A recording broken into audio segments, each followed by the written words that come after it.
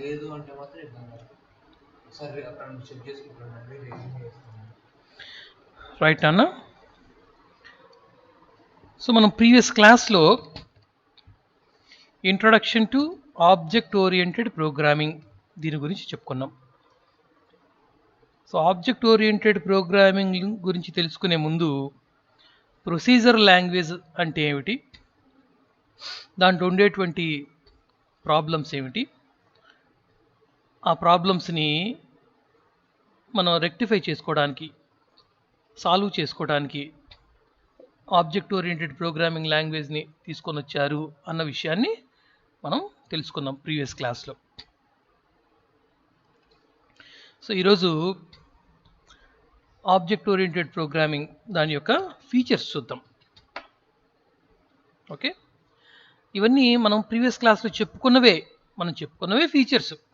మళ్ళీ ఇంకొకసారి వాటిని పాయింట్స్తో మెమరైజ్ చేసుకుంటున్నాం.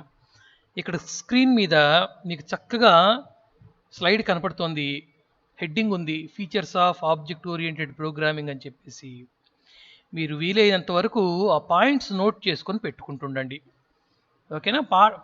లెసన్ మీద కాన్సన్ట్రేట్ చేయాలి, at the same time points కూడా నోట్ చేసుకోవాలి. ఓకేనా? రైట్. సో ఆబ్జెక్ట్ ఓరియంటెడ్ ప్రోగ్రామింగ్లో ఉన్నటువంటి ఫస్ట్ ఫీచర్ ఏంటంటే, ఒక బిగ్గెస్ట్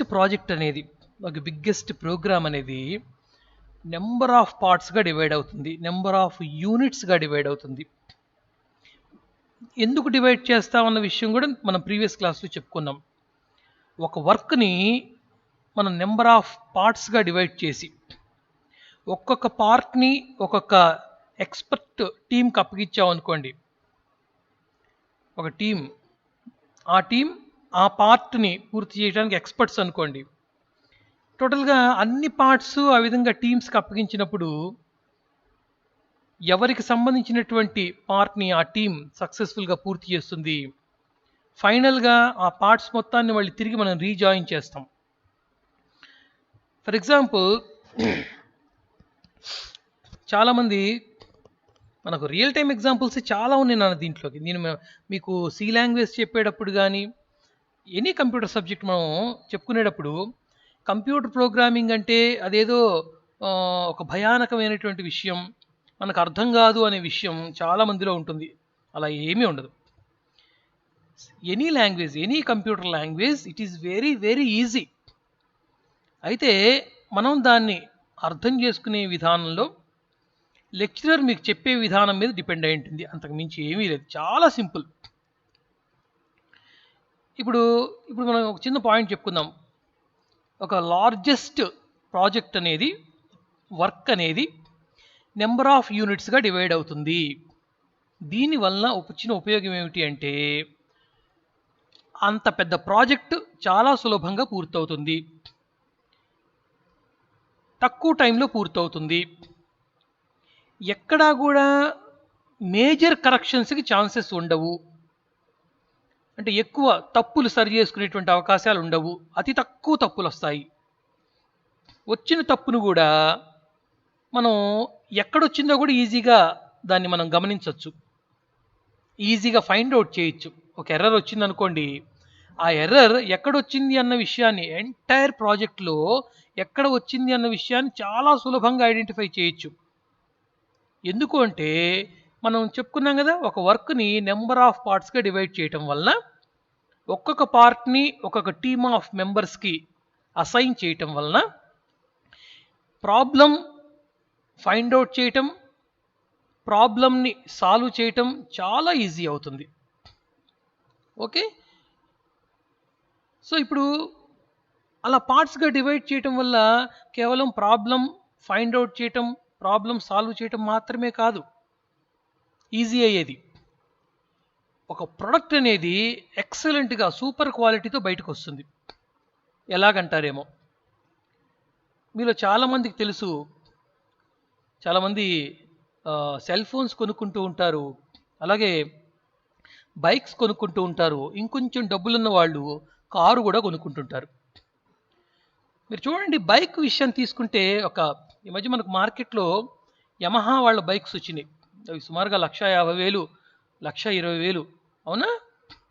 ఆ బైక్ను మీరు గమనించినట్లయితే టైర్, ఆ టైర్ తీసుకోండి, టైర్ యమహా కంపెనీది కాదు, అవునా? యమహా కంపెనీ ఏం చేస్తుందంటే not only Yamaha, hero Honda తీసుకున్నా, ఇంకొక టీవీఎస్ సుజుకి తీసుకున్నా, బజాజ్ కంపెనీ తీసుకున్నా, ఏ కంపెనీ తీసుకున్నా కూడా ఆ కంపెనీ యొక్క మెయిన్ రోల్ ఒక వెహికల్ విషయంలో ఎక్కడ ఉంటుంది అంటే ఇంజన్ విషయంలో ఉంటుంది. ఇంజన్ రిమైనింగ్ పార్ట్స్ అన్నీ కూడా వాడు బయట నుంచి కొనుగోలు చేస్తాడు. సపోజు మనకు ఇక్కడ టైర్స్ అమ్మేటువంటి షాప్కి వెళ్ళాం అనుకోండి, అక్కడ యమహా టైర్లు, హీరో హోండా టైర్లు ఉండవమ్మా, ఎంఆర్ఎఫ్ టైర్లు ఉంటాయి, ఓకేనా? అలాగే ఇంకొక కంపెనీ టైర్స్ ఉంటాయి. అంటే ఒక్కొక్క పార్ట్ని ఒక్కొక్క కంపెనీ నుంచి కంపెనీ వాడు కొనుగోలు చేస్తాడు. టైర్స్ ఒక కంపెనీ నుంచి కొనుగోలు చేస్తాడు. నా ప్రజెంటేషన్ ఇవ్వకండి ఎవరు కూడా. మీరు ప్రజెంటేషన్ ఇస్తే నేను మళ్ళీ రీప్రజెంట్ చేసుకోవాల్సి ఉంటుంది. అట్లూరి విజయ్ కుమార్.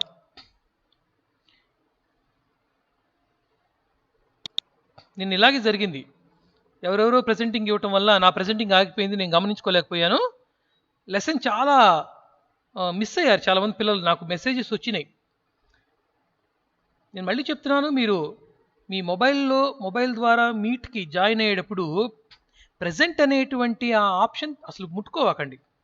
వెంటనే మీ స్క్రీన్ వచ్చేస్తున్న అందరికీ, నేను మళ్ళీ రీప్రజెంట్ చేసుకోవాలి, టైం వేస్ట్ ప్రాసెస్. ఓకేనా? రైట్, ఓకే, లెసన్ని కంటిన్యూ చేద్దాం. సో ఒక మంచి బైక్ తయారు చేయడానికి కంపెనీ వాడు ఆ ఇంజన్ మీద దృష్టి పెడతాడు. ఇంజన్ ఎంత క్వాలిటీగా డిజైన్ చేయాలి, ఎంత తక్కువ పెట్రోల్తో ఎంత ఎక్కువ మైలేజ్ ఇవ్వాలి, ఓకేనా? మోడల్ ఏ విధంగా ఉండాలి అంటే ఆ లుక్ అన్నమాట. ఆ బైక్ను చూస్తే ఇటు కుర్రకారు దగ్గర నుండి ముసలి వాళ్ళ వరకు అందరు ఇష్టపడగలగాలి. ఆ సీట్ యొక్క పొడవు వెడల్పులు ఎలా ఉండాలి, ఇది మొత్తం కొట్టలుగా ఈ డిజైన్ మొత్తం కంపెనీ వాడు డిజైన్ చేస్తాడు. ఒక హీరో హోండా అనుకోండి, యమహా అనుకోండి, ఆ డిజైన్కి తగినట్టుగా ఆ ప్రోడక్ట్ వరకు బయట నుంచి తయారు చేయించుకుంటాడు. ఓకేనా? అందుకనే ఒక ప్రోడక్ట్ మార్కెట్లోకి వచ్చినప్పుడు అంత సక్సెస్ఫుల్గా అన్ని లక్షల మంది కొనుక్కోవడానికి కారణం ఏంటంటే ఒక వస్తువుని ఒక వ్యక్తి ఒక కంపెనీ తయారు చేయదు. ఒక వస్తువు మనకు కనపడుతుంది అంటే దాంట్లో నెంబర్ ఆఫ్ పార్ట్స్ ఉంటాయి. ఒక్కొక్క పార్ట్ని ఆ పార్ట్కి సంబంధించినటువంటి ఒక ఎక్స్పర్ట్ కంపెనీకి అప్పగించడం జరుగుతుంది. అందుకనే ఆ ప్రాజెక్ట్, ఆ బైక్ అనేటువంటి ఒక ప్రాజెక్ట్ అంత సక్సెస్ఫుల్గా మార్కెట్లోకి రిలీజ్ అవుతుంది. మనందరం దాన్ని యూజ్ చేసుకుంటాం. ఇక్కడ కూడా అంతే. ఆబ్జెక్ట్ ఓరియంటెడ్ ప్రోగ్రామింగ్లో ఒక ప్రాజెక్ట్ అనేది, ఒక ప్రొడక్ట్ అనేది, ఒక ప్రోగ్రామ్ అనేది నెంబర్ ఆఫ్ యూనిట్స్గా డివైడ్ అవుతుంది. ఆ యూనిట్స్ని మనం ఏమని పిలుస్తున్నాము? ఆబ్జెక్ట్స్ అంటున్నాం. ఆబ్జెక్ట్ అంటే నేను మీకు చెప్పాను కదా, ఆబ్జెక్ట్ అంటే anything in this world, anything in this world is an object. Okay? అయితే మనం ప్రోగ్రామింగ్ పరంగా ఆబ్జెక్ట్ అంటే ఏముండాలని చెప్పుకున్నాం? ఏమేమి ఉంటాయి ఆబ్జెక్ట్లో? డేటా ఉంటుంది, మెథడ్స్ ఉంటాయి. డేటాకి రకరకాల పేర్లు నేను చెప్పుకున్నాం. డేటాని యాట్రిబ్యూట్స్ అంటాం, క్యారెక్టరిస్టిక్స్ అంటాం, వేరియబుల్స్ అంటాం, స్టేట్స్ అంటాం. ఇలా పలు రకాలుగా చెప్పుకుంటాం మనం. ఫీల్డ్స్ అని కూడా అనొచ్చు, ఫీల్డ్, FIELD, ఫీల్డ్. రకరకాలుగా చెప్పుకుంటాం మనం డేటాని. ఇంకా ఫ్యాక్ట్స్ అని కూడా అనొచ్చు, ఫ్యాక్ట్స్. డేటా అనొచ్చు, వేరియబుల్స్ అనొచ్చు, ఫ్యాక్ట్స్ అనొచ్చు, ఫీల్డ్స్ అనొచ్చు, యాట్రిబ్యూట్స్ అనొచ్చు, క్యారెక్టరిస్టిక్స్ అనొచ్చు. చూడండి ఎన్ని రకాలుగా చెప్పుకుంటున్నాము మనం ఇక్కడ. ఒక డేటాకి ఎన్ని సినానిమ్స్ ఉన్నాయో. సో డేటా ఉండాలి ఆబ్జెక్ట్లో. డేటాతో పాటు ఏముండాలి? ఉత్త డేటా ఉంటే మనకు సెక్యూరిటీ ఉండదు. ఆ డేటాని ఆపరేట్ చేసేటువంటి ఫంక్షన్స్ కూడా ఉండాలి. ఆ ఫంక్షన్స్ డేటా మీద ఆధారపడి పనిచేస్తూ ఉంటాయి అన్నమాట. డేటా కోసమే మనం ఫంక్షన్స్ రాస్తాం, ఫంక్షన్స్ కోసం డేటా కాదు ఇక్కడ. డేటా ఏదైతే ఉందో ఆ డేటాని ఆపరేట్ చేయడానికి ఫంక్షన్స్ ఉంటాయన్నమాట. ఓకేనా? డేటాకి తగినట్టుగానే ఫంక్షన్స్ ఉంటాయి. ఇది మనం న్యాచురల్గా చూడొచ్చు నాన్న, న్యాచురల్గా చూడొచ్చు. అంటే ఈ ప్రకృతిలో నేను మీకు మళ్ళీ చెప్తున్నాను, ప్రోగ్రామింగ్ అంటే అదేదో కొత్త అంశం అనుకోవాకండి. న్యాచురల్గా మన కంటితో బయట ప్రపంచంలో ఏదైతే చూస్తున్నామో అదే ఉంటుంది ప్రోగ్రామింగ్లో. అక్కడ మనం బైక్ అన్నాం, ఇక్కడ ఆబ్జెక్ట్ అంటున్నాం. అక్కడ హ్యాండిల్, సీట్, టైర్ అంటున్నాం, ఇక్కడ వేరియబుల్స్ అంటున్నాం. ఇంతేనమ్మా, ప్రోగ్రామింగ్ అంటే ఇంకేదో లేదు. ఇలా మీరు కనుక నేర్చుకుంటే చాలా ఈజీగా మీ అంతటి మీరు 4 రోజులు పోయిన తర్వాత పేపరు పెన్ను పెట్టుకొని టక టక టక ప్రోగ్రామ్ రాసేస్తారు. అప్పుడు చేస్తారు మీరు స్క్రీన్ షేరింగ్, స్క్రీన్ ప్రెజెంటింగ్. నేను చేశాను సార్ ప్రోగ్రామ్, నేను చేశాను సార్ అని చెప్పేసి చేయిస్తాను మీ చేత స్క్రీన్ ప్రెజెంటింగ్, ఎవరు ప్రోగ్రామ్ ఎట చేశారన్న విషయం. పోటీ పడాలి మీరు, అప్పుడు పోటీగా చేయాలి ప్రోగ్రామింగ్. ఓకేనా? చేయిస్తాను మీ చేత. సో అలా ఉంటుందన్నమాట ఆబ్జెక్ట్ అంటే. Programs are divided into units called objects. దీని వలన మనకు ఒక ప్రాబ్లమ్ని ఫైండ్ అవుట్ చేయటం ఈజీ అవుతుంది. ఫైండ్ అవుట్ చేసిన ప్రాబ్లమ్ని సాల్వ్ చేసుకోవటం ఈజీ అవుతుంది. ఎంత పెద్ద వర్క్ అయినా సరే చాలా ఈజీగా తొందరగా పూర్తవటం జరుగుతుంది. ఓకే, ఒక క్వాలిటీ ఆఫ్ అవుట్పుట్, కేవలం తొందరగా ఈజీగా మాత్రమే కాదు, క్వాలిటీ, చక్కటి 100కి 100% క్వాలిటీ అవుట్పుట్ని మనం బయటికి మార్కెట్లోకి తీసుకురావటం, యూజర్కి అందించడం కూడా జరుగుతుంది ఆబ్జెక్ట్ ఓరియంటెడ్ ప్రోగ్రామింగ్లో. వీటన్నిటితో పాటు డేటాకి హై లెవెల్ సెక్యూరిటీ ఏర్పడుతుంది, పూర్తి స్థాయిలో సెక్యూరిటీ ఏర్పడుతుంది డేటాకి. ఎందుకో కూడా చెప్పుకున్నాం మనం, డేటాకి ఎలా సెక్యూరిటీ ఏర్పడుతుందో. డేటాని ఆబ్జెక్ట్ ఓరియంటెడ్ ప్రోగ్రామింగ్లో ఫ్రీగా వదిలిపెట్టాం మనం, అవునా? ఇక్కడలాగా ప్రొసీజర్లలాగా డేటా ఎప్పుడు ఫ్రీగా ఉండదు. ఒక వేరియబుల్ని ఫ్రీగా అలా డిక్లేర్ చేయం. ఎక్కడ డిక్లేర్ చేస్తాం? ఆబ్జెక్ట్ లోపల, పూర్తిగా ఆబ్జెక్ట్ లోపల డిక్లేర్ చేస్తాం. ఎలా ఏంటనేది మనం చూస్తాం పూర్తిగా. ఇదిగో ఇక్కడ ఆబ్జెక్ట్ లోపల అన్నమాట. ఎలా డిక్లేర్ చేస్తాం? మీ కారు బొమ్మ, కారే ఎగ్జాంపుల్ చెప్పుకోవచ్చు. కారు చూడండి, కారు యొక్క ఫంక్షన్స్, కారు యొక్క డేటా మొత్తం కలిపి ఒక కారు లాగా కనపడుతుంటుంది మనకు. అంతేగాని వీల్స్ ఒక లైన్లో, వీల్స్ ఒక గొంతులో, అవునా, స్టీరింగ్ ఇంకొక గొంతులో, హారను, ఈ గేర్ రాడ్స్, ఈ కేబుల్స్ అన్నీ విసిరేసినట్టుగా ఉండవు. ఇక్కడ చూడండి, వేరియబుల్స్ అన్నీ విసిరేసినట్టుగా ఉన్నాయి. దేనికి దానికి వేరియబుల్స్ విసిరేసినట్టుగా, ఫంక్షన్స్ అన్నీ సపరేట్ అయిపోయినాయి అనమాట. ఈ మధ్యలో ఈ లైన్స్ తీసేసి చూడండి ఒకసారి, ఈ లైన్స్ లేకుండా చూడండి, మీకు అర్థమైపోతుంది. డేటా అనేది ఫ్రీగా ఉంది, ఇక్కడ విసిరేసినట్టుగా ఉంది, ఫంక్షన్స్ విసిరేసినట్టుగా ఉన్నాయి. కానీ ఇక్కడ మీరు చూసినట్లయితే, కారు బొమ్మనే మీరు ఎగ్జాంపుల్గా తీసుకున్నట్లయితే, అన్నీ కార్ అంటే కంప్లీట్గా అన్నీ ఒకే చోట ఒకదాంతో ఒకటి అతుక్కొని ఉన్నట్టుగా కనపడుతుంది. కారు మూవ్ అయిందనుకోండి, కారుతో పాటు ఆ వీల్స్ మూవ్ అవుతాయి, కారులో కూర్చున్న వ్యక్తి మూవ్ అవుతాడు, ఆ అద్దాలు, లైట్స్ అన్నీ మూవ్ అయి వెళ్ళిపోతాయి ముందుకి. అంటే ఒకటే ఆబ్జెక్ట్. ఇక్కడ ఆ ఆబ్జెక్ట్లో అన్నీ కలగలిసి ఉంటాయి అన్నమాట, విడదీయలేము. విడదీస్తే సపోజ్ ఒక వీల్ విడదీసి పక్కన పెట్టాడు అనుకోండి, ఎవడో చెత్తుకుపోతాడు, సెక్యూరిటీ ఉండదు. కాబట్టి అన్నీ కలిపి ఒకదాంతో ఒకటి ఫిట్ చేసి, అవునా, దాని లోపల ఫంక్షనాలిటీని సెట్ చేసి, కారు కీ అలా తిప్పంగానే కారు స్టార్ట్ అవుతుంది. కారు స్టార్ట్ అవ్వగానే కారు లోపల ఒక వైబ్రేషన్ వస్తుంది అనమాట, ఇంకా కారు మూవ్ అవుతుంది. గేర్ అలా ఆన్ చేయగానే కారు మూవ్ అవుతుంది. అవునా? ఎంత చక్కగా ఉందో చూడండి అసలు ఆబ్జెక్ట్ ఓరియంటెడ్ ప్రోగ్రామింగ్.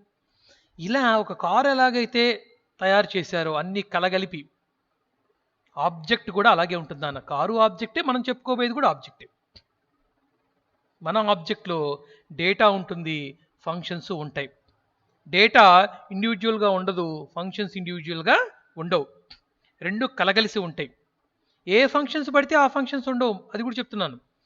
ఏ డేటా అయితే ఉందో దాన్ని ఆపరేట్ చేసే ఫంక్షన్స్ ఉంటాయే కానీ, రిలేటెడ్ ఫంక్షన్స్ ఉంటాయే కానీ, నాన్ రిలేటెడ్ ఫంక్షన్స్ ఎప్పుడూ కూడా ఆబ్జెక్ట్లో డేటాతో కలిసి ఉండవు. ఓకేనా? మీరు చూడండి, మీకు ఇంకొక ఎగ్జాంపుల్ చెప్తాను. జంతువులకి తోకలు ఉంటాయి, ఏనుగుకి తొండం ఉంటుంది. మనకు తోక లేదు, తొండము లేదు, అవునా? ఏనుగు చూడండి, తన తొండాన్ని ఎలా ఎత్తుతుందో, తన తొండాన్ని అమాంతం పైకెత్తేస్తుంది.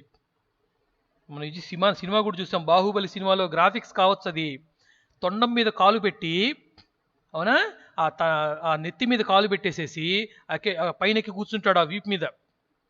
తొండానికి అంత బలం ఉంటుందన్నమాట. ఆ తలకి అతుక్కోనున్నటువంటి తొండాన్ని అలా పైకి లేపాలి, కదల్చాలి, తొండాన్ని మెలితిప్పాలి. ఇవన్నీ కూడా ఏనుగులో ఉండే ఫంక్షన్స్. మనకు ఉంది తొండం, చిన్న ముక్కు, కాకపోతే దాన్ని మనం తిప్పగలవా? ఛాన్స్ లేదు. అలాగే తోక ఉంటుంది, ఏనుగులకి ఉంటుంది, మిగతా జంతువులకి ఉంటుంది. తోకను చూడండి, చక్కగా ఊపేస్తుంటాయి అవి, అవునా? మనకు తోకలు లేవు. సో మన పార్ట్స్ని ఆపరేట్ చేయటానికి భగవంతుడు మనకు ఎలాగైతే ఫంక్షన్స్ ఇచ్చాడో, మన చేతులు, కాళ్ళు, కన్ను, ముక్కు ఇవి మూవ్ చేయటానికి, ఆ జంతువు యొక్క పార్ట్స్ని అవి కదిలించటానికి ఫంక్షన్స్ని వాటి లోపలే ఇచ్చాడు. ఏ ఫంక్షన్స్ ఆ ఫంక్షన్ సపరేట్ అమ్మా. ఓకేనా? మీకు బాగా అర్థమై ఉండాలి. ఇప్పుడు ఒక ఆబ్జెక్ట్ అనేది ఎలా ఉంటుందనే దాని గురించి నేను మీకు ఎగ్జాంపుల్స్ చెప్తున్నాను, రియల్ వరల్డ్ యూజ్ చేస్తూ. సో ఒక ఆబ్జెక్ట్ అంటే డేటా, పార్ట్స్ ఉంటాయి. అలాగే ఆ పార్ట్స్ని ఆపరేట్ చేసేటువంటి ఫంక్షన్స్ మాత్రమే ఉంటాయి దాంట్లో, ఇంకే ఫంక్షన్ ఉండదు దాంట్లో. ఓకేనా? ఎరేజ్ చేస్తున్నాను.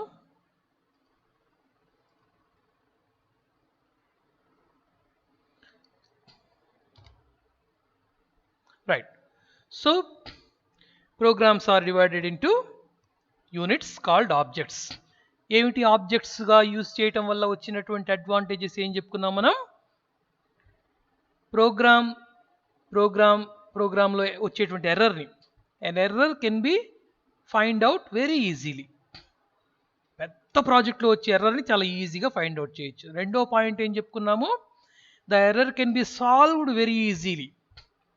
ఫైండ్ అవుట్ చేయటం ఎంత ఈజీనో సాల్వ్ చేయటం కూడా అంతే easy.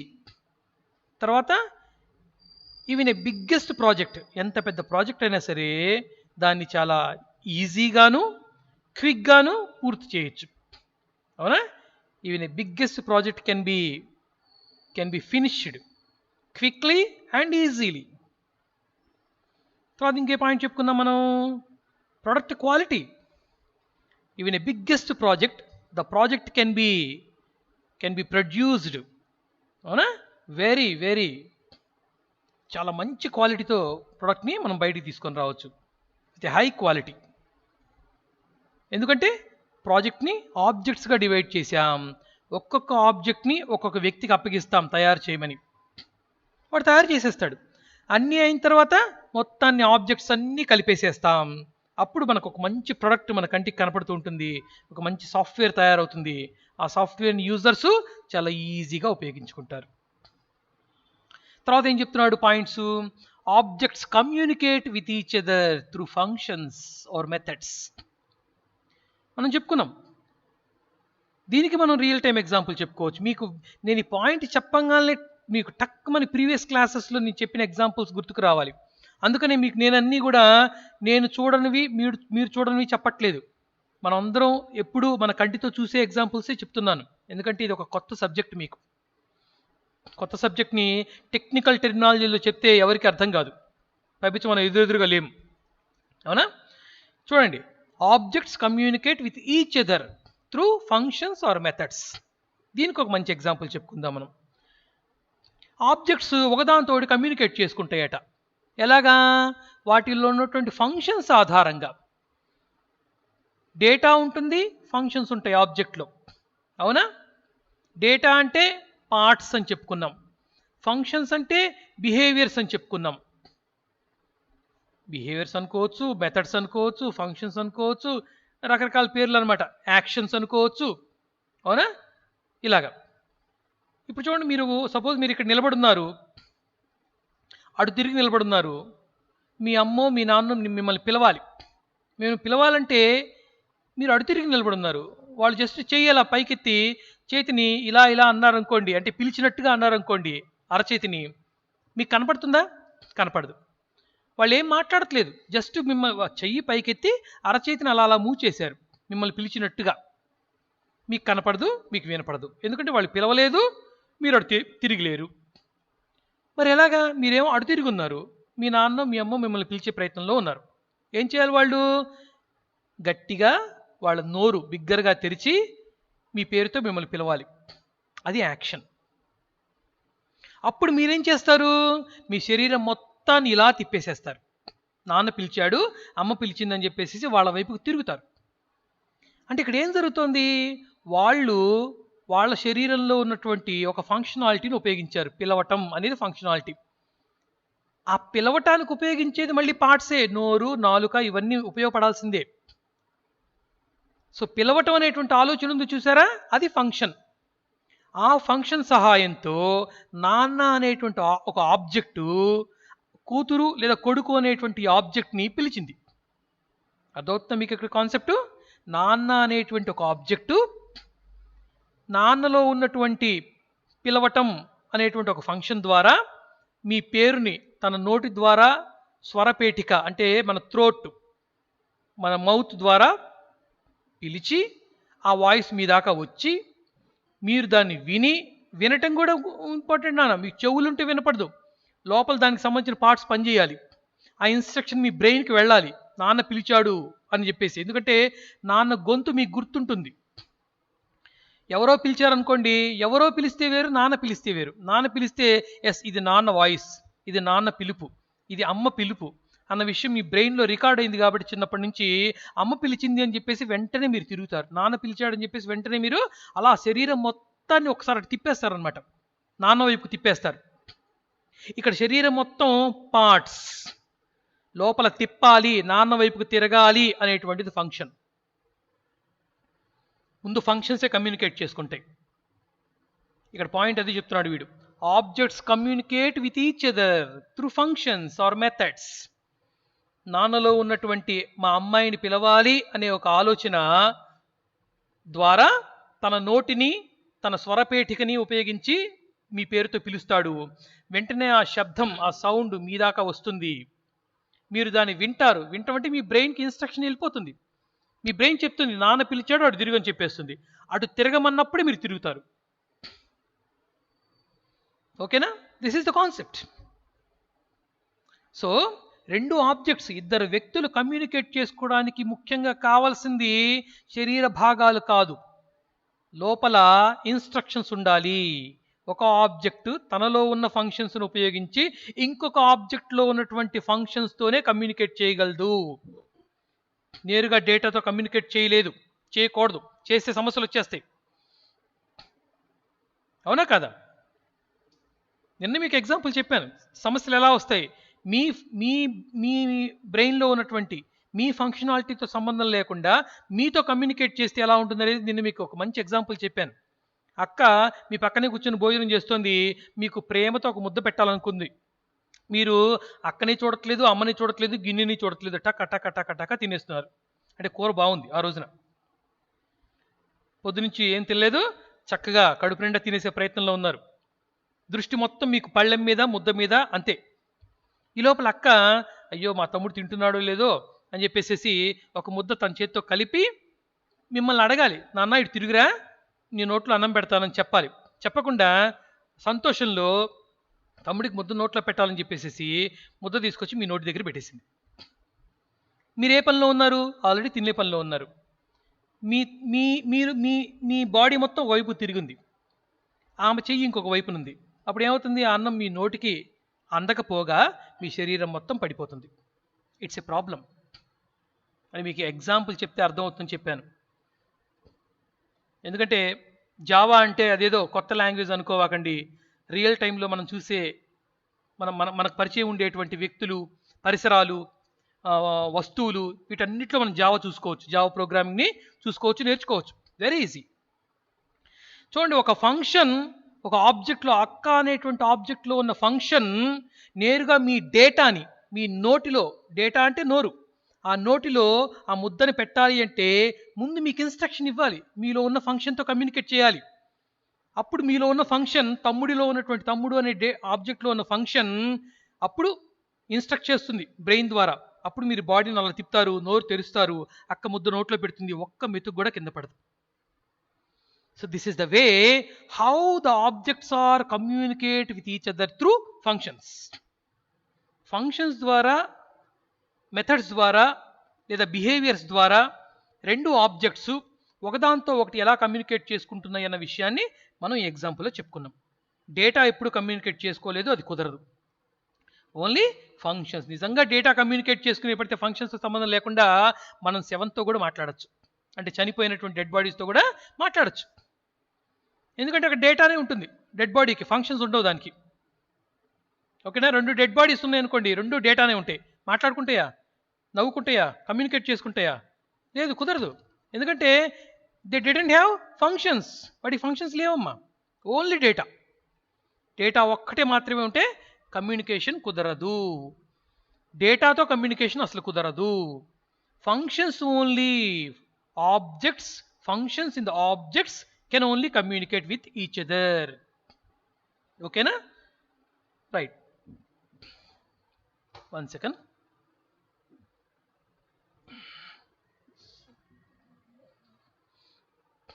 Into marking. Okay, right. Next point చూద్దాం. Easy to change the code according to the requirements. నేను మనం చెప్పుకున్నాం ఒక బెస్ట్ ఎగ్జాంపుల్. ఇక్కడ చూడండి. సపోజ్ మనం ప్రాజెక్ట్ తయారు చేసే సమయానికి మనకు 3 ఆబ్జెక్ట్స్ అవసరమైనవి, 3 objects. Object A, object B and object C. దీంతో ప్రాజెక్ట్ తయారు చేసేసాం, అయిపోయింది. యూజర్కి హ్యాండ్ ఓవర్ చేసేసాం సాఫ్ట్వేర్ని. యూజర్ చక్కగా యూజ్ చేస్తున్నాడు, సక్సెస్ఫుల్గా ప్రాజెక్ట్ రన్ అవుతోంది. కొంతకాలం పోయిన తర్వాత యూజర్కి ఈ ప్రాజెక్ట్ని ఇంకొంచెం ఎన్హాన్స్ చేయాలి అనిపించింది.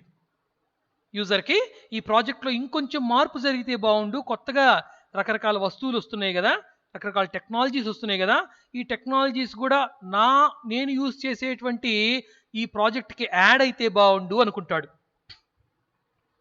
ఓకేనా? అందుకని మనం సాఫ్ట్వేర్ని ఏమంటామంటే, సాఫ్ట్వేర్ని డెవలప్ చేయటం అంటాం. Software cannot be manufactured, software can be developed. డెవలప్డ్కి మ్యానుఫ్యాక్చర్డ్కి తేడా ఏంటంటే, 2 పదాలు ఉత్పత్తికి సంబంధించినవే. మ్యానుఫ్యాక్చర్ అన్నా తయారు చేయటమే, డెవలప్మెంట్ అన్నా తయారు చేయటమే. అయితే రెండిటికి చాలా వ్యత్యాసం ఉంది మనకి ఇక్కడ. ఒక వస్తువును తయారు చేసిన తర్వాత అది ఎలాంటి మోడిఫికేషన్స్కి ఇంకా సపోర్ట్ చేయకపోతే దాన్ని మ్యానుఫ్యాక్చర్డ్ ప్రొడక్ట్ అంటాం. అంటే ఫర్ ఎగ్జాంపుల్, మనం ఒక సెల్ ఫోన్ కొనుక్కున్నాం అనుకోండి. సెల్ ఫోన్ చక్కగా మార్కెట్లో దొరికింది, ఒక 20,000 పెట్టి సెల్ ఫోన్ తీసుకున్నాం, అయిపోయింది, యూజ్ చేస్తూ ఉన్నాం. సో దాంట్లో మనకు ఇవి ఇస్తాడు కదా, స్లాట్స్ ఇస్తాడు. అంటే ఛార్జింగ్ పిన్ పెట్టుకోవడానికి ఒక ఏరియా ఇస్తాడు, ఇయర్ ఫోన్స్ పెట్టుకోవడానికి ఒక చిన్న హోల్ లాగా ఇస్తాడు, సౌండ్ పెంచుకోవడానికి బటన్ ఇస్తాడు, సౌండ్ పెంచుకోవడానికి తగ్గించుకోవడానికి. తర్వాత మీ స్క్రీన్ ఆన్ చేసుకోవడానికి, తర్వాత పవర్ ఆఫ్ చేయడానికి ఒక బటన్ ఇస్తాడు. ఇలా రకరకాల బటన్స్ ఉంటాయి. మీరు ప్రోడక్ట్ కొనేసారు, అయిపోయింది. తర్వాత నెక్స్ట్ ఒక 2-3 నెలల అయిన తర్వాత కొత్తగా ఇంకొక సెల్ ఫోన్ వచ్చింది. ఇప్పటి వరకు మీకు సెల్ ఫోన్కి కుడివైపునే బటన్స్ ఉన్నాయి, దానికి ఎడం వైపున కూడా ఇంకో బటన్ ఇచ్చాడు, ఏదో కొత్త ఫంక్షనాలిటీ గురించి. ఆ బటన్ ప్రెస్ చేశారనుకోండి, సెల్ ఫోన్లో నుంచి ఒక కెమెరా పైకి వస్తుంది అనమాట. ఈ మధ్య కొన్ని ఫోన్స్ కూడా వచ్చినాయి. దానికి ఒక బటన్ ఇచ్చాడు అనుకుందాం మనం కాసేపు. కుడివైపు ఉండేటువంటి బటన్స్ ఏమో volume increase and decrease, and phone switch off and switch on, screen on, screen off. ఇది మనం కొనుక్కున్న ఫోన్. ఇది 4 నెలల అయిన తర్వాత కొత్త ఫోన్ మార్కెట్లోకి వచ్చింది. కంపెనీ మీదే, మీరు తీసుకున్న కంపెనీదే, కొత్త ఫోన్ అనమాట, న్యూ మోడల్ మార్కెట్లోకి వచ్చింది. ఆ మోడల్కి ఎడం వైపున కూడా ఇంకో బటన్ ఇచ్చాడు. ఏంటి ఆ బటను? అది ప్రెస్ చేసామనుకోండి, సెల్ ఫోన్ లోపల నుంచి ఒక కెమెరా లా పైకి వస్తుంది అనమాట. మీరు షాపు వాడి దగ్గరికి వెళ్ళి, బాబు 4 నెలలే అయింది నేను ఫోన్ కొనుక్కొని, నాకు ఈ ఫోన్లో నేను ఈ ఫోన్ మార్చను, నా ఫోన్ నా దగ్గరే ఉండాలి, ఎందుకంటే మా నాన్న నాకు కష్టపడి ఈ ఫోన్ కొనిచ్చాడు, ఆన్లైన్ క్లాసులు మొదలవుతున్నాయిరా, ఈ ఫోన్ తీసుకో, చక్కగా వాడుకో, దుబారా చేసుకోవాక అని చెప్పేసి మా నాన్న చాలా కష్టపడి ఆయన కూడా సెల్ ఫోన్ కొనుక్కోకుండా నాకు కొనిచ్చాడు, కాబట్టి నేను దీన్ని ఎటువంటి పరిస్థితుల్లో మార్చను. దీంట్లోనే ఎడం వైపుని ఇంకో బటన్ పెట్టు, ఆ బటన్ ప్రెస్ చేస్తే లోపల నుంచి కెమెరా పైకి రావాలి. వస్తుందంటారా? రాదు. ఎందుకు? This device is manufactured. ఒక హార్డ్వేర్ డివైస్ అనేది మ్యానుఫ్యాక్చర్ చేయబడుతుంది, ఉత్పత్తి జరిగింది, సెల్ ఫోన్ బయటకు వచ్చింది. ఒక్కసారి మ్యానుఫ్యాక్చర్ జరిగినటువంటి వస్తువులో మార్పులు చేయటం చాలా కష్టము లేక అసాధ్యము. అదే మీరు సాఫ్ట్వేర్ తీసుకోండి. Software is not a physical product, it's a logical product. Software cannot be manufactured, it can be developed. ఇక్కడ కూడా తయారు చేయాల్సిందే సాఫ్ట్వేర్ని, కానీ ఇక్కడ మ్యానుఫ్యాక్చర్ అనే పదం వాడకూడదు నాన్న. దేనికి వాడతాము? The things which has no proper changes in future. దానికి భవిష్యత్తులో ఎలాంటి చేంజెస్ చేయలేమో ఒకసారి మ్యానుఫ్యాక్చర్ అయిన తర్వాత, once it has been produced or delivered, దాన్ని మీరు ఏ రకంగానూ మార్చలేరో అది manufactured. But in case of software developed అనే పదం వాడాలి. సో ఇక్కడ మనం దాని గురించి చెప్పుకుంటాం. చేంజెస్, ఒక సాఫ్ట్వేర్ ఆబ్జెక్ట్ ఓరియంటెడ్ ప్రోగ్రామింగ్ ద్వారా మీరు ఒక సాఫ్ట్వేర్ని డిజైన్ చేసి యూజర్కి ఇచ్చినప్పుడు, వాడు 1 సంవత్సరం తర్వాత 2 సంవత్సరాల తర్వాతనో నాకు ఈ సాఫ్ట్వేర్లో ఇంకొంచెం లేటెస్ట్గా వస్తున్న టెక్నాలజీ కూడా కలవాలి అని అనుకున్నాడు అనుకోండి, yes it can be, it is possible, because we are developed the software using object oriented programming language like Java. ఒక జావా అనేటువంటి ఒక లాంగ్వేజ్తో మీరు ఒక సాఫ్ట్వేర్ తయారు చేశారు, మీరే సాఫ్ట్వేర్స్ ఇంజనీర్స్ తయారు చేశారు, దాన్ని ఒక యూజర్కి అమ్మేశారు, ఒక 10 లక్షలకో 20 లక్షలకో. 1 సంవత్సరం తర్వాత యూజర్ మళ్ళీ మీ దగ్గరికి వచ్చాడు, సార్ నాకు ఈ సాఫ్ట్వేర్ చాలా ఎక్సలెంట్గా పనిచేస్తుంది, మీరు మాకు మంచి సపోర్ట్ ఇచ్చారు, నాకు ఇదిగో ఈ కొత్త టెక్నాలజీ మార్కెట్లోకి వస్తుంది, బయోమెట్రిక్ సిస్టమ్ పెడుతున్నారు, ఎవరు ఏ వస్తువు కొన్నా కూడా వాళ్ళ ఫింగర్ ఇవ్వాలట, నాకేమో ఈ మీరు ఇచ్చిన సాఫ్ట్వేర్లో అవకాశం లేదు, బయోమెట్రిక్ సిస్టమ్ కొత్తగా మార్కెట్లోకి ఎంటర్ అయింది, నేను ఒక వ్యాపారస్తుడిని, వ్యాపారంలో నేను ఏ వస్తువు అమ్మినా కూడా ఖచ్చితంగా కస్టమర్ అనేవాడు వేలిముద్ర వేసి బయోమెట్రిక్ సిస్టమ్ ద్వారా వాడి తంబు వేసి ఆ ప్రోడక్ట్ తీసుకోవాలట. అంటే ఎస్ మనం చెప్పొచ్చు ధైర్యంగా, సార్ మేము ఇది ఆబ్జెక్ట్ ఓరియంటెడ్ ప్రోగ్రామింగ్ లాంగ్వేజ్ ద్వారా డెవలప్ చేశాం, దీన్ని పాతదాన్ని అలాగే ఉంచుతూ, అంటే ఓల్డ్ సాఫ్ట్వేర్ని అలాగే ఉంచుతూ దాన్ని డిస్టర్బ్ చేయకుండా మేము దీనికి యాడింగ్స్ కూడా ఇవ్వగలము. ఎందుకంటే యాడింగ్స్ అంటే ఇంకో 4-5 ఆబ్జెక్ట్స్ 10 ఆబ్జెక్ట్స్ కలుపుతాం.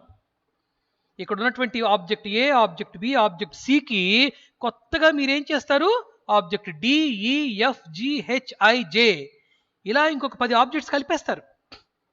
అప్పుడు యూజర్కి ఏమైపోతున్నది, ఓల్డ్ కాన్సెప్ట్స్ ఉంటాయి, న్యూ కాన్సెప్ట్ కూడా యాడ్ అవుతుంది. So this is the benefit of object oriented programming language. ఓకేనా? So easy to change the code according to the requirements. పాత కోడ్ని అలాగే ఉంచేసేసి ఎన్హాన్స్మెంట్స్ కూడా ఒక మంచి అవకాశం ఉంటుంది అని చెప్పేసి చాలా చక్కగా చెప్తున్నాడు.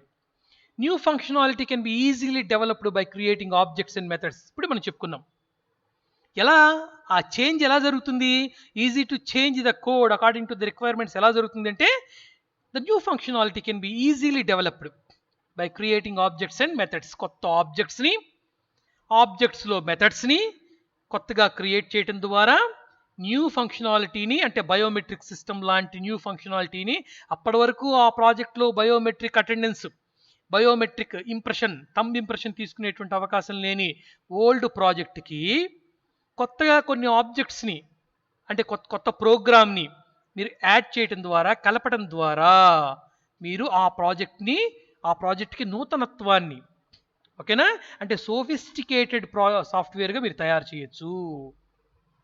అలాగని పాత ప్రోగ్రామ్ తీసేయమమ్మా, పాత ప్రోగ్రామ్ అలాగే ఉంటుంది, ఎక్కడ దాన్ని తొడపం, ఒక్క లైన్ కూడా తీయం, ఉన్నదాన్ని ఉన్నట్టుగానే ఉంచి కొత్త దాన్ని యాడ్ చేస్తాం.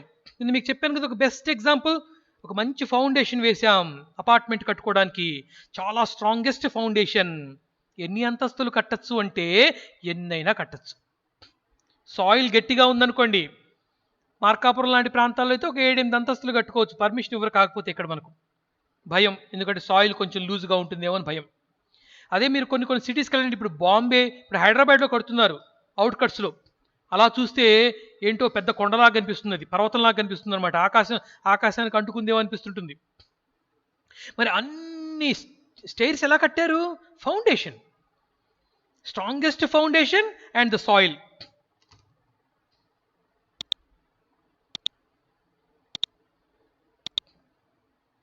నానా అట్లూరి విజయ్ కుమార్, నీ ప్రెజెంటింగ్ ఆఫ్ చేసేయి.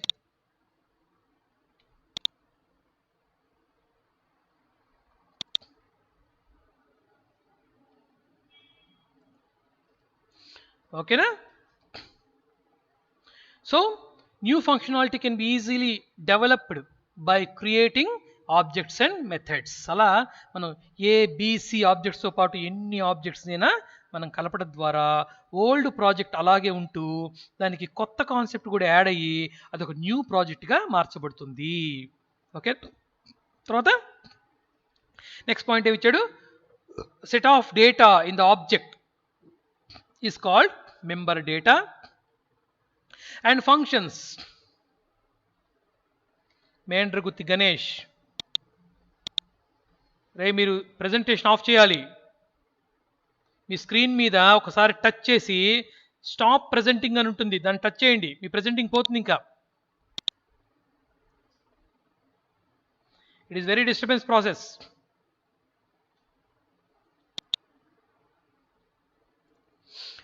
రైట్ నాన్న?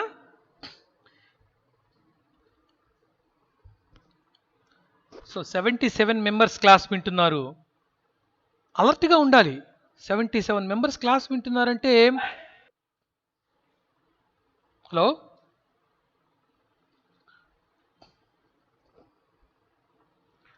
ఎవరు మైక్ని అన్మ్యూట్ చేయవాకండి నాన్న, మీ వాయిస్ టోటల్గా డిస్టర్బెన్స్ వస్తుంది. ఎవ్వరు అసలు స్క్రీన్ ముట్టుకోకండి. మీ సెల్ ఫోన్ని ఒక చిన్న టేబుల్కో ఒక కుర్చీకో ఒక గోడకో ఆనిచ్చి కూర్చోండి, పట్టుకోవాకండి. ఎందుకంటే ఇప్పుడు వచ్చే టచ్ స్క్రీన్స్ అన్ని చాలా సెన్సిబుల్. మీరు అలా టచ్ చేయగానే వేలు దాన్ని టచ్ చేయాల్సిన అవసరం లే, వేలు అతి దగ్గరగా వెళ్ళినా కూడా ఆటోమేటిక్గా స్క్రీన్ ఎనేబుల్ అవుతుంది. కాబట్టి ఫోన్ చేతిలో పట్టుకోవాకండి, చక్కగా దానికి ఇయర్ ఫోన్స్ లేదా స్పీకర్ ఫోన్ ఆన్ చేసుకొని కొంచెం దూరంగా పెట్టుకోండి, వినండి. Okay, right. సో ఏమంటున్నాడు? Set of data in the object is called member data and functions that operate on the data are called member functions. So ఇప్పటి వరకు మనం ఆబ్జెక్ట్లో ఉన్నటువంటి డేటాకి రకరకాలుగా పేర్లు చెప్పుకున్నాం. వేరియబుల్స్ అని, స్టేట్స్ అని, క్యారెక్టరిస్టిక్స్ అని, యాట్రిబ్యూట్స్ అని, ఫీల్డ్స్ అని ఇలా చెప్పుకున్నాం. దాని మెంబర్ డేటా అంటాం. వేరియబుల్స్ని ఏమంటాము? Member data. ఫంక్షన్స్, అవునా, డేటాను ఆపరేట్ చేస్తూ ఉంటాయి, డేటా మీద ఆధారపడి ఉండేవి ఫంక్షన్స్. డేటాకే హై ప్రియారిటీ, ఫంక్షన్ కాదు. డేటాకే హై ప్రియారిటీ ఆబ్జెక్ట్ ఓరియంటెడ్ ప్రోగ్రామింగ్లో. ముందు మనం అసలు ప్రాజెక్ట్ మొదలు పెట్టాలంటే డేటాతోనే మొదలు పెడతాం. దాన్ని ఎలా ఆపరేట్ చేయాలి అనే దానికోసం ఫంక్షన్స్ తీసుకుంటాం, మనం ప్రోగ్రామ్ రాసుకుంటాం. డేటాకే హై ప్రియారిటీ. ఓకేనా? సో ఫంక్షన్స్ ఇవి ఆబ్జెక్ట్లో ఉంటాయి, ఇవి కూడా ఆబ్జెక్ట్లో ఉంటాయి. వీటిని ఏమంటాం మనము? Member functions. డేటానేమో మెంబర్ డేటా అంటాం, ఫంక్షన్స్నేమో మెంబర్ ఫంక్షన్స్ అంటాం. Okay, next, the object oriented programming provides high protection to the data. మనం చెప్పుకున్నాం ఇది. బయట ఆబ్జెక్ట్లో ఉన్నటువంటి ఆబ్జెక్ట్ ఏ, ఆబ్జెక్ట్ బి రెండు ఉన్నాయి ఇక్కడ. Object A, object B. Object ఏలో ఉన్నటువంటి ఫంక్షన్ ఆబ్జెక్ట్ ఏలో ఉన్నటువంటి డేటాని చాలా ఈజీగా యాక్సెస్ చేసుకుంటుంది. ఎందుకంటే డేటా, ఫంక్షన్స్ రెండు కూడా ఏ ఆబ్జెక్టువే. ఇప్పుడు ఆబ్జెక్ట్ బిలో ఉన్నటువంటి ఫంక్షన్స్ ఏమవుతాయి? ఆబ్జెక్ట్ ఏకి ఎక్స్టర్నల్ ఫంక్షన్స్ అవుతాయి, అవునా కాదా? మీలో ఉన్నటువంటి, సపోజ్ మీకు ఆకలేస్తుంది అనుకోండి, మీరు భోంచేస్తారు. తమ్ముడికి ఆకలేస్తుంది అనుకోండి, మీరు భోంచేస్తారా? చేయరు. అప్పుడే మీరు తినేసి ఉంటారు, కడుపు నిండా తినేసి ఉంటారు. తమ్ముడు ఎక్కడో బయట తిరిగేసి వచ్చాడు, అవునా, స్కూల్ నుంచి రావటం లేట్ అయిపోయింది, మీరు తొందరగా వచ్చేసరి తినేశారు. సో వాడికి ఆకలేసింది కదా అని చెప్పేసి వాడి బదులు మీరే తినేస్తారా? తినరు. ఎందుకంటే ఆబ్జెక్ట్ ఏలో ఉన్నటువంటి ఫంక్షనాలిటీ వేరు, ఆబ్జెక్ట్ బిలో ఉన్నటువంటి ఫంక్షనాలిటీ వేరు. ఏ ఫంక్షనాలిటీ ఆ ఆబ్జెక్ట్లో ఉన్నటువంటి వేరియబుల్స్ మీదే ప్రభావం చూపిస్తుంది. బిలో ఉన్నటువంటి ఫంక్షన్ ఏ అనేటువంటి ఆబ్జెక్ట్కి ఎక్స్టర్నల్ ఫంక్షన్ అవుతుంది, అంటే బయట ఫంక్షన్ అన్నమాట. దానికి ఆబ్జెక్ట్ ఏకి సంబంధం లేదు. అలాగే ఆబ్జెక్ట్ బిలో ఉన్నటువంటి ఫంక్షన్ ఆబ్జెక్ట్ సికి ఎక్స్టర్నల్ ఫంక్షన్ అవుతుంది, బయట ఫంక్షన్ అవుతుంది. బయట ఫంక్షన్ అవుతుంది కంప్లీట్గా. సో ఏ ఆబ్జెక్ట్కి ఆబ్జెక్ట్ ఇండివిజువల్గానే ఉంటాయి, విడివిడిగానే ఉంటాయి, వ్యక్తులు వస్తువుల్లాగా ఒకదాంతో ఒకటి కమ్యూనికేట్ చేసుకుంటూ ఉంటాయి. ఎలాగా? ఫంక్షన్స్ సహాయంతో, బిహేవియర్స్ సహాయంతో. కమ్యూనికేట్ చేయాలంటే వీ నీడ్ సమ్ బిహేవియర్ ఖచ్చితంగా అవసరం అవుతుంది. రైట్? సో అందుకనే డేటాని మెంబర్ డేటా అన్నాం, మెంబర్స్ ఆఫ్ ద ఆబ్జెక్ట్. ఫంక్షన్స్ని మెంబర్ ఫంక్షన్స్ అన్నాం, members of the object. So డేటాకి హై సెక్యూరిటీ ఉంటుంది అంటున్నాడు, హై ప్రొటెక్షన్ ఏర్పాటు చేస్తుంది ఆబ్జెక్ట్. ఆబ్జెక్ట్ ఓరియంటెడ్ ప్రోగ్రామింగ్ అనేది ఒక డేటాకి హై సెక్యూరిటీ. ఎలా హై సెక్యూరిటీ వస్తుంది? దీనికి మనం ఎగ్జాంపుల్స్ చెప్పుకున్నాం, అవునా? చూడండి, మనం ఏటీఎం ఎగ్జాంపులే తీసుకోవచ్చు. మనం ఏటీఎం దగ్గరికి వెళ్ళినప్పుడు అక్కడ ఉండేటువంటి మెషిన్కి ఒక తాళం ఉంటుంది. అయితే ఆ తాళం మన దగ్గర ఉండదు, అక్కడ ఉండే వాచ్మెన్ దగ్గర కూడా ఉండదు. అక్కడ ఒక సెక్యూరిటీ గార్డు ఉంటాడు, కొన్ని మెషిన్స్ దగ్గర ఇప్పుడు ఉండట్లేదు, అతని దగ్గర తాళం ఉండదు. ఎవరి దగ్గర ఉంటుంది? బ్యాంకర్, ఒక బ్యాంక్ ఎంప్లాయీ దగ్గర ఉంటుందన్నమాట. సపోజ్ డబ్బులు అయిపోయినాయి అనుకోండి, లేదా టెక్నికల్గా ప్రాబ్లం వచ్చిందనుకోండి, అక్కడి నుంచి వస్తారు ఎంప్లాయీస్. వాళ్ళ పనేది, వాళ్ళు చక్కగా తాళం అన్లాక్ చేస్తారు, ఆ డోర్ ఓపెన్ చేస్తారు, లోపల 2000 బండిల్స్, 500 బండిల్స్, ఇలాగా మొత్తం బండిల్స్ అన్ని సెట్ చేసేస్తారు, మొత్తం రీసెట్ చేస్తారు, మళ్ళీ డోర్ క్లోజ్ చేస్తారు, లాక్ చేస్తారు, వెళ్ళిపోతారు. మనం వెళ్ళాం ఏటీఎం మెషిన్కి, అవునా? మనం ఒక 4000 రూపాయలు మన అకౌంట్లోంచి తీసుకోవాలి, మన అకౌంట్లో 10,000 రూపాయలు ఉన్నాయి, 4000 డ్రా చేసుకోవాలి. బ్యాంకు వాళ్ళని పిలిపించి తాళం తీసుకుంటామా? తీసుకోం. దానికి ఒక ప్రాసెస్ ఉంటుంది. లోపల ఏముంది అన్న విషయం బయటికి యూజర్కి ఏమాత్రం కనపడదు. లోపల ఏమేం డేటా ఐటమ్స్ ఉన్నాయి. డేటా ఐటమ్స్ అంటే ఏం చెప్పుకున్నాం మనము? ఫిజికల్ పార్ట్స్ అనుకోండి కాసేపు, మెషిన్కి సంబంధించి, అవునా? వేరియబుల్స్, లోపల బండిల్స్ ఉన్నాయి, అమౌంట్ బండిల్స్ ఉన్నాయి, డేటా అది. లోపల రకరకాలుగా ఎలక్ట్రికల్ కాంపోనెంట్స్ ఉంటాయి, డేటా అది. తర్వాత ఎలక్ట్రానిక్ కాంపోనెంట్స్ ఉంటాయి, డేటా అది. రకరకాల సర్క్యూట్ బోర్డ్స్ ఉంటాయి. సో లోపల ఏమేమి ఉన్నాయి, అవి ఎలా వర్క్ చేస్తున్నాయి, మనీ కౌంటింగ్ ఎలా జరుగుతుంది, మనం ఇచ్చిన డేటా లోపలికి మన పాస్వర్డ్ ఇవ్వగానే లోపల ఏ వేరియబుల్లో స్టోర్ అవుతుంది, మనం ఇచ్చిన పాస్వర్డ్ డేటాబేస్లో సర్వర్లో ఉన్నటువంటి ఏ అకౌంట్లో ఏ పాస్వర్డ్తో మ్యాచింగ్ జరుగుతుంది, ఇవేవి బయటికి కనపడకుండా జస్ట్ యూజర్కి సింప్లిసిటీ, చాలా సింపుల్గా ఇచ్చేశాడు. కార్డ్ ఇన్సర్ట్ చేయమన్నాడు, పాస్వర్డ్ టైప్ చేయమన్నాడు, టైప్ చేస్తాం, విత్డ్రా ఆప్షన్ ఇస్తాడు, విత్డ్రా తీసుకుంటాం, అమౌంట్ టైప్ చేయమంటాడు, అమౌంట్ టైప్ చేయటం, డబ్బు కలెక్ట్ చేసుకోమంటాడు, కలెక్ట్ చేసుకుని వెళ్ళిపోతాం. Simple enough. కార్డ్ కలెక్ట్ చేసుకోమంటాడు, టక్కని సౌండ్ వస్తుంది, మీ కార్డ్ కలెక్ట్ చేసుకోండి అని చెప్పేసి.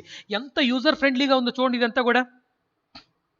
లోపల ఎంత కాంప్లెక్సిటీ ఉన్నా, ఎంత పవర్ఫుల్ వర్క్ జరుగుతున్నా, the object oriented programming, nothing but ATM machine, it will never shows the inside process of the ATM machine to the user. యూజర్కి ఏమాత్రం కంటికి కనపడదు, లోపల ఏం జరుగుతుంది అనేది కనపడదు. జస్ట్ మీకేం కనపడుతుంది? ఫంక్షన్స్. మీరు ఏం చేయాలో చెప్తూ ఉంటుంది అది. పాస్వర్డ్ ఇవ్వు, అమౌంట్ టైప్ చెయ్యి, కార్డ్ కలెక్ట్ చేసుకో, డబ్బులు కలెక్ట్ చేసుకో, రిసిప్ట్ తీసుకో, ఇవే మీకు వచ్చే మెసేజెస్, అవునా? సో లోపలుండే ఫంక్షన్స్ ద్వారా లోపల ఉన్నటువంటి డేటా ఆపరేట్ చేయబడి బయటకు వచ్చేటువంటి అవుట్పుట్ మాత్రమే చూస్తాడు యూజర్. ఫంక్షన్లో ఏ లాజిక్ ఉందో కూడా యూజర్కి కనపడదు అనమాట. లోపల ఏ వేరియబుల్స్ ఉన్నాయో యూజర్కి కనపడవు. సో డేటాకి హై ప్రొటెక్షన్ ఉంది అంటే అర్థం ఏంటంటే, నేను మనం చెప్పుకున్నాం, ఇంకో ప్రోగ్రామ్ ద్వారా కూడా చెప్పుకున్నాం, ఒక వేరియబుల్ని గ్లోబల్గా డిక్లేర్ చేసి దాంట్లో ఒక వాల్యూ ఇవ్వమని, ఈజ్ ఈక్వల్ టుతో వాల్యూ ఇవ్వమని చెప్తే ఒక ఫంక్షన్లోనేమో 1000 అని ఇచ్చాడు, ఒక ఫంక్షన్లోనేమో ఈక్వల్ టు శ్రీ సాధన అని ఇచ్చాడు. నేరుగా ఈక్వల్ టుతో వాల్యూ ఇచ్చేటువంటి అవకాశం ఎక్కడెక్కడైతే ఉంటుందో అక్కడ ప్రొటెక్షన్ లేనట్లే. యూజర్కి ఏం కనపడకూడదు. Enter your pin code, enter చేసేస్తాడు వీడు. నువ్వు ఎంటర్ చేసిన పిన్ కోడ్ ఎక్కడ స్టోర్ అయింది నీకు తెలియదు, ఎలా చెక్ జరిగింది నీకు తెలియదు. ఓకేనా? అదంతా ఫంక్షన్ ద్వారా జరుగుతుంటుంది. ఫంక్షన్లో ఏ లాజిక్ ఉందో కూడా తెలియదు. సి లాంగ్వేజ్లో వేరియబుల్స్ ఏమిటి మీకు తెలుసు, ఫంక్షన్స్ ఏమిటి మీకు తెలుసు, అవునా? ఇక్కడ పూర్తిగా హైడ్ అయిపోయి ఉంటాయి, నా అన్ని ఆబ్జెక్ట్లో ఉంటాయి. చెప్పుకున్నాం కదా, బొమ్మ కూడా చూపించాను నేను మీకు బొమ్మ. ఇదిగో ఇక్కడ ఆబ్జెక్ట్లో ఉంటాయి, లోపల కంప్లీట్గా ఆబ్జెక్ట్లో ఉంటాయి. మన చేతికి ఏమి ఇస్తాడు? కార్ బొమ్మ చూసుకోండి, స్టీరింగ్ ఇచ్చాడు. స్టార్ట్ చేసుకో, జస్ట్ గేర్ మార్చుకో, ఎక్సలేటర్ మీద కాలు పెట్టి నొక్కు, ఓకేనా? స్టీరింగ్ అటు ఇటు మూవ్ చేయి, బండి ముందుకు వెళ్ళిపోతుంది. బండి ఎలా ముందుకెళ్తుంది, ఇంజిన్ ఎలా వర్క్ అవుతుంది, ఎట్నుంచి సిగ్నల్స్ వెళ్తున్నాయి, ఇవేవి మన కంటికి కనపడవు. So this is the way people designed object oriented programming to provide security to the data. Data ke security. ఓకేనా? డేటా ఈజ్ హిడెన్, పూర్తిగా దాచిపెట్టబడుతుంది, కనపడదు మీకు అసలు డేటా. చెప్పాను కదా, లోపల ఏమున్నాయి ఏంటి బయటికి ఏం కనపడవు. So it is safe from accidental modification. ఎవరు పడితే వాళ్ళు మాడిఫై చేయడానికి, ఎలా పడితే అలా మాడిఫై చేయడానికి ఇక్కడ ఎటువంటి అవకాశము లేదు. సో ఫైనల్గా ఏం చెప్తున్నాడు? Data member of a particular object, అంటే ఒక ఆబ్జెక్ట్లో ఉన్నటువంటి ఒక వేరియబుల్ కెన్ బి యాక్సెస్డ్. ఎలా యాక్సెస్ చేయబడుతుంది? Only by the member functions of the particular object. ఆబ్జెక్ట్కు సంబంధించినటువంటి మెంబర్ ఫంక్షన్స్ ద్వారా ఆబ్జెక్ట్కు సంబంధించినటువంటి వేరియబుల్సే యాక్సెస్ చేయబడతాయి. ఎక్స్టర్నల్ ఫంక్షన్స్ ఏమాత్రము వేరియబుల్స్ని, ఒక ఆబ్జెక్ట్కి సంబంధించిన వేరియబుల్స్ని యాక్సెస్ చేసుకోలేవు. చేసుకుంటాయి ఎప్పుడు? పర్మిషన్. ఏ ఆబ్జెక్ట్ పర్మిషన్ ఇస్తేనే బి ఆబ్జెక్ట్ తన యొక్క ఫంక్షనాలిటీ ద్వారా ఏ ఆబ్జెక్ట్లో ఉన్నటువంటి ఫంక్షనాలిటీతో కమ్యూనికేట్ చేసి డేటాను తెచ్చుకుంటుంది. నేరుగా కూడా కాదు మళ్ళీ అది. అంటే అంతా మనం రెస్ట్రిక్ట్ చేసేయచ్చు. ఒక బలమైనటువంటి ఆర్మీ ప్రొటెక్షన్ లాగా అన్నమాట, బార్డర్ సెక్యూరిటీ ఫోర్స్ లాగా, అంతకంటే బలం ఇక్కడ. ఓకేనా? సో అంత ప్రొటెక్షన్ ఇక్కడ మనం డేటాకి ఇవ్వటం జరుగుతుంది. So these are the features of object oriented programming language. ఓకేనన్నా? ఈ పాయింట్స్ అన్నీ మీరు జాగ్రత్తగా నోట్ చేసుకోవచ్చు. నోట్ చేసుకోండి. 1 సెకండ్, నేను రికార్డింగ్ ఆఫ్ చేస్తున్నాను.